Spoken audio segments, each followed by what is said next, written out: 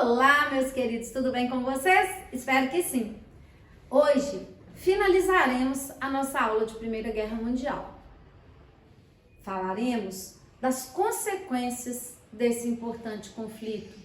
Essas consequências são fundamentais para entendermos o período entre guerras e a Segunda Guerra Mundial. Vamos lá? Muito bem. Iremos analisar então os reflexos da Primeira Guerra Mundial. Em primeiro lugar, falaremos do número de mortos. Estamos vivendo uma pandemia com em torno de 125 mil mortos nesse período. Imaginem só que a Primeira Guerra Mundial custou 10 milhões de vidas. Ou seja, foi um conflito realmente catastrófico em termos de vidas humanas. Temos aí uma diminuição óbvia da taxa de natalidade, principalmente considerando que em qualquer conflito, em qualquer guerra, temos uma diminuição da taxa de natalidade. Os próprios esforços de guerra, o número de homens envolvidos na guerra, acaba determinando essa diminuição da taxa de natalidade. O aumento do índice de desemprego em virtude da crise econômica que vai assolar praticamente todo o mundo, mas especialmente a Europa. O intervencionismo dos Estados europeus em suas economias, esse fator é muito importante para a gente entender o período entre guerras, porque até então vigorava o liberalismo econômico e a guerra colocou em descrédito esse liberalismo, passando os Estados europeus a terem uma atitude absolutamente intervencionista. Nós iremos ver com detalhes sobre essa questão quando analisarmos a crise de 29. Temos o surgimento de regimes autoritários, a crise econômica ela determina esse surgimento desses regimes autoritários, o declínio da hegemonia política e econômica europeia, a Europa foi destroçada pela guerra e temos então um declínio econômico da Europa com a ascensão norte-americana. Uma política isolacionista por parte dos Estados Unidos, não se envolvendo especialmente nos assuntos europeus, a criação do cordão sanitário. O que é esse cordão sanitário? A Rússia, pelo fato de ter feito uma revolução socialista vitoriosa, foi isolada pelos países europeus no chamado cordão sanitário. Qual que é a ideia do cordão sanitário? Evitar que o vírus do socialismo contaminasse os países europeus e contaminasse o mundo. Estados independentes. A criação desses estados, Finlândia, Estônia, Lituânia, Letônia, Polônia, Hungria, Tchecoslováquia e Iugoslávia. Nenhum desses países existia antes da Primeira Guerra Mundial. Eles surgem do desmembramento dos impérios alemão, austro-húngaro e Império Turco.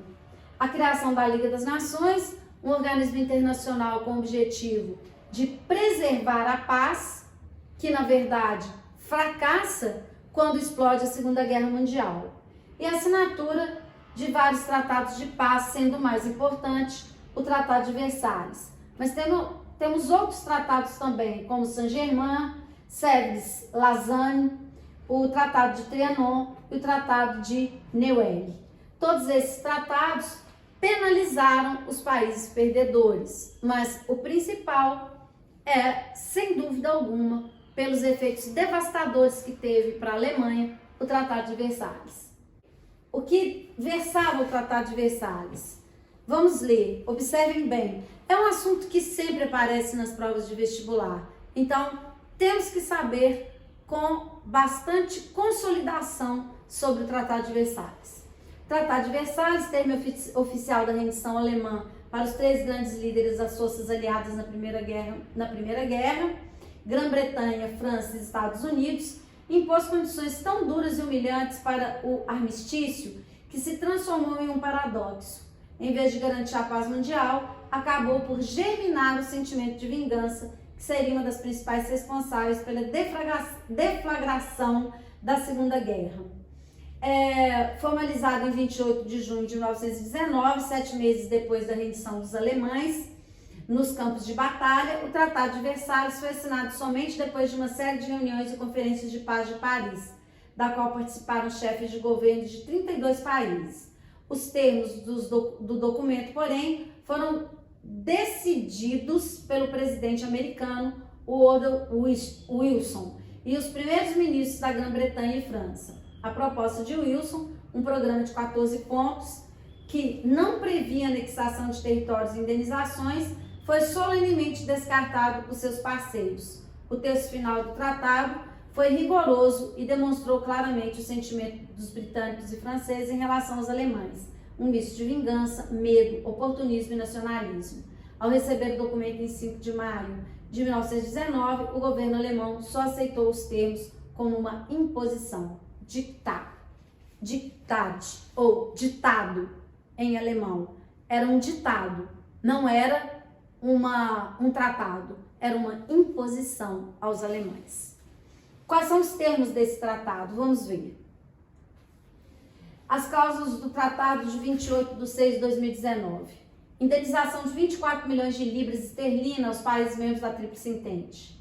Perda de suas colônias, todas as colônias da Alemanha. Reconhecimento da independência da Polônia, criando o famoso corredor polonês, que será um motivo de disputa na Segunda Guerra Mundial, anterior à Segunda Guerra Mundial e que desencadeia a Segunda Guerra. Redução drástica do exército, desmilitarização da fronteira franco-germânica, a região da Renânia, que é uma região entre França e Alemanha. A devolução da Alsácia-Lorena à França, a concessão aos franceses do direito de exploração das minas de carvão do Sarre por 15 anos, que era uma das principais riquezas dos alemães. A perda de todos os seus armamentos bélicos para os países da Tríplice Entente. Ou seja, dá para ver claramente aqui que de fato não foi um tratado, mas um ditado, uma imposição aos alemães que devastou a economia alemã e seria um dos principais motivos da ascensão dos nazistas ao poder na Alemanha no chamado período entre guerras. Muito bem. Temos aí uma foto do Palácio de Versalhes, onde foi assinado o tratado, com o Salão dos Espelhos.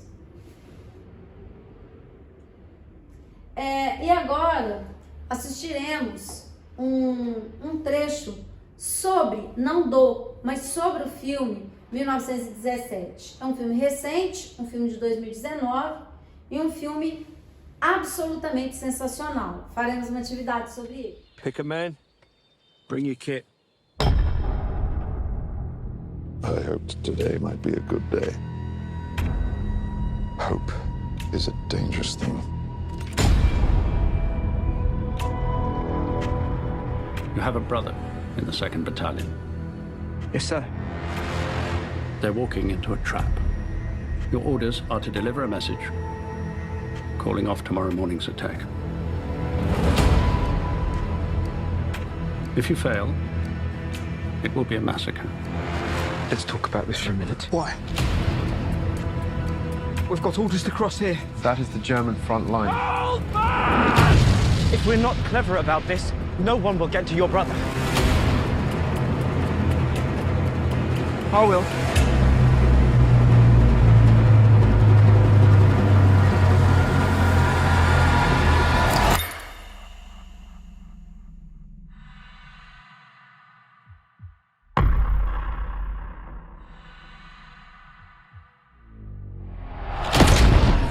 There is only one way this ends.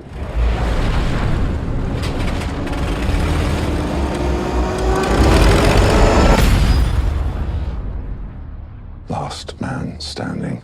I'm going back to see my father. We need to keep moving! Come on! I'm going there, no more to run. You can't possibly make it that way, man! You bloody insane!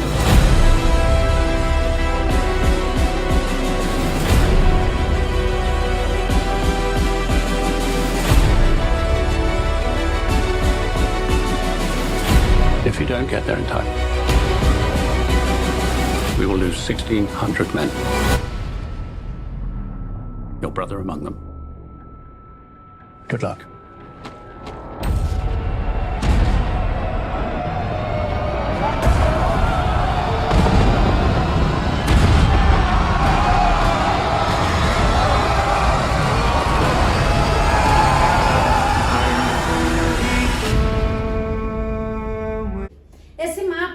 importante, é o que de modo geral aparece nas questões de prova sobre a Primeira Guerra Mundial, é um mapa com o antes e o depois da Primeira Guerra Mundial. Tipo aqueles antes e depois de transformações de beleza. Como você era antes, como você era depois. Esse mapa é tipo isso mesmo. Então, antes da Primeira Guerra Mundial, temos aí ainda a existência de impérios, né? A Alemanha, a Rússia, que constituía um império, o Império Turco-Otomano, e depois da Primeira Guerra Mundial, com o desmembramento desses impérios e o surgimento dos países já mencionados na aula de hoje. A Letônia, Estônia, Lituânia, Iugoslávia, a Tchecoslováquia, o surgimento da Polônia, todos esses países que só existem depois da Primeira Guerra Mundial.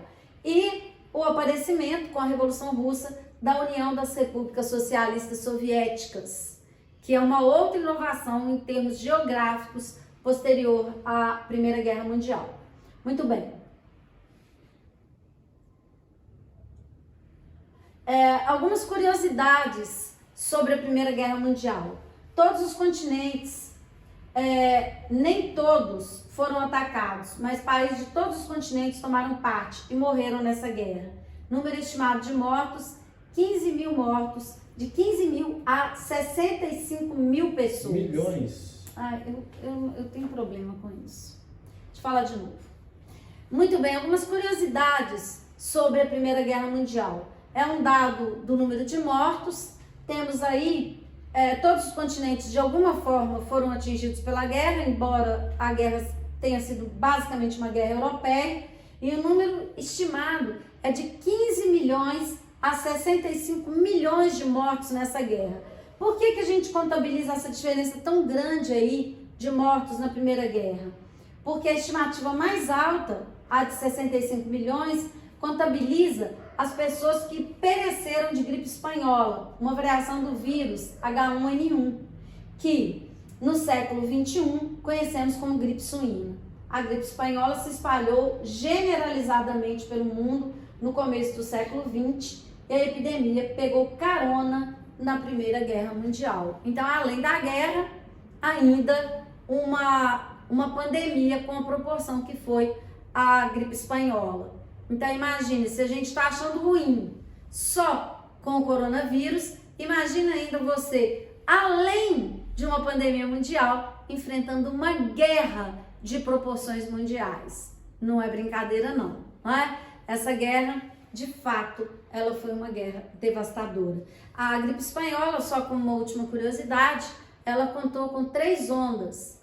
E a primeira onda, que já foi catastrófica, em virtude das pessoas não terem, no momento em que foi feita a flexibilização, as pessoas saíram enlouquecidas pelas ruas para comprar, para ir a bares, e isso gerou uma segunda onda da gripe espanhola e, posteriormente, uma terceira onda de gripe espanhola também. Ou seja, os efeitos foram absolutamente devastadores.